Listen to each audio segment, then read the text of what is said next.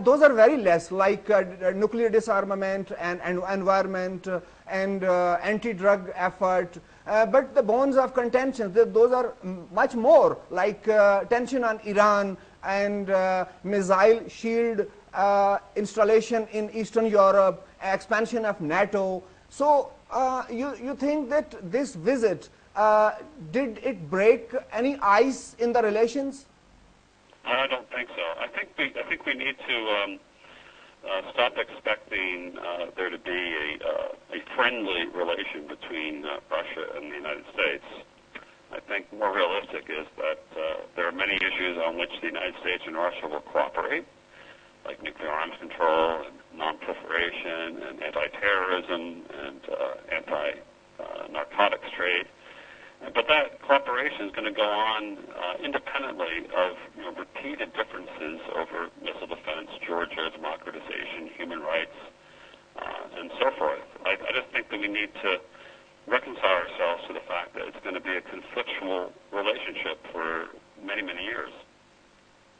Professor, may I ask, the imperial designs on the part of both of the countries, United States of America and Russia, those look the same as it used to be in the Cold War days. Like Russia is also having hegemonistic designs regarding Eastern Europe and Central Asian states and other parts of the world.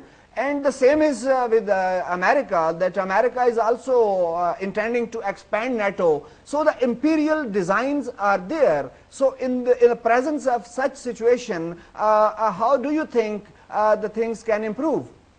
Well, they both, well, they're different kinds of imperial design. It's just, when the Cold War ended, the U.S. was more or less handed global supremacy without any competitor.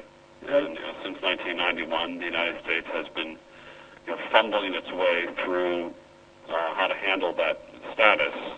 The Clinton years were subjected to the criticism that the United States had no grand strategy, that it was just reacting in an ad hoc fashion to events unfolding in the world, like terrorism, like democratization, etc. And of course, Bush is criticized for having a grand imperial vision. Obama's probably the first president since the end of the Cold War to actually have a understanding of America's role in the world that is probably pretty resonant with many other great powers in the world, namely that the U.S. needs to have a collaborative approach to managing global problems. I mean, Russia has precisely the opposite problem. That when the Soviet Union collapsed, Russia became the heir to the Soviet imperial project, but without the military and economic wherewithal to actually affect such a project. So for the past 15 or 20 years, Russia has been trying very, very hard to lose as little of the empire as possible. So after losing the other 14 Soviet republics, there's been a certain, I want to call it a restorationist nostalgia for recreating the Soviet Union, not as the Soviet Union, but rather as Russia's sphere of influence around its borders. So to the extent that Russia goes about that in a normal, shall we say, neo-colonial way, that is through economic domination and penetration, as has been practiced for thousands of years, it's likely to lead to very little conflict. But if it decides to go along that path through a more forceful way, as in Georgia, it's likely to meet much more resistance and higher costs. Professor, there is a talk in Western media that the president of Russia, Mr. Medvedev, he is a soft guy, and Putin is he is the true successor of the Soviet era. Like, he is very hard in his stance, and so there is a conspiracy theory that the Western powers are trying to create some rift between the two Russian leaders. Do you think it is viable, or do you think that it will yield some results?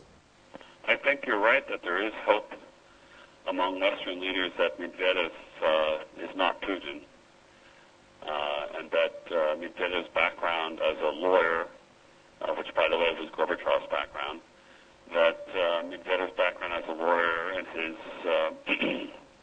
pretty frequent pledges to institute the rule of law in Russia are going to lead to better domestic reforms in Russia, and that Putin is a representative of the KGB and Siloviki, the power ministries, etc.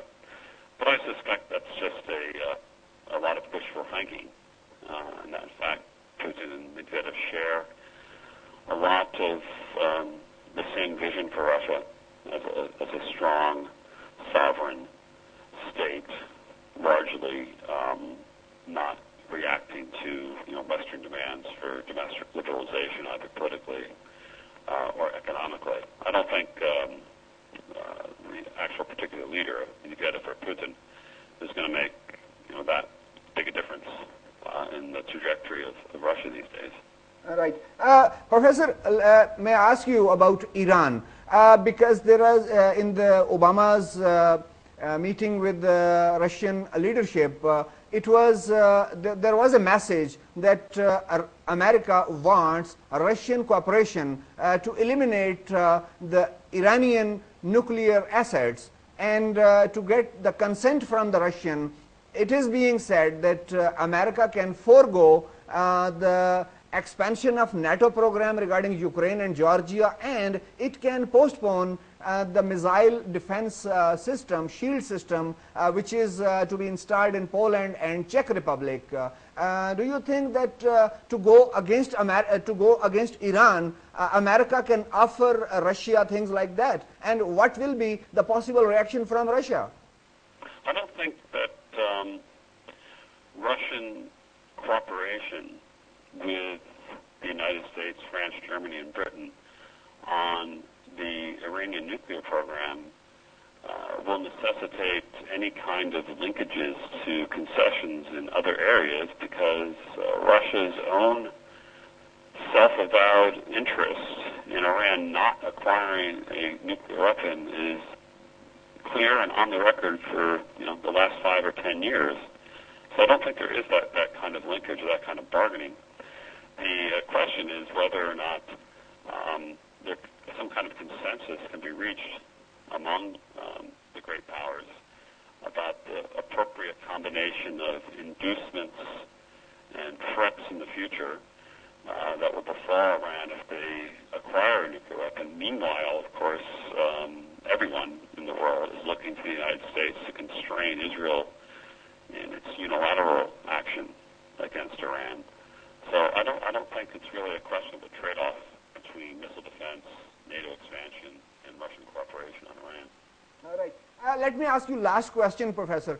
Programme का बकिया हिस्सा मुलाहिजा कीजिएगा इस news break के बाद।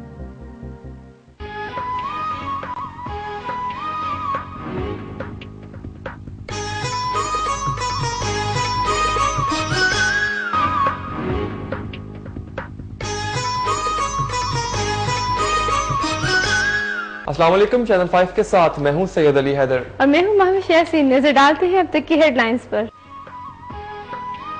Chief justice Iftikhar Mohammad Chaudhary ने कहा है कि वकला तहरीक को कभी फरामोश नहीं कर सकता। अवाम को इंसाफ उनकी दहलीज पर फराहम करना हमारी तरजीह है।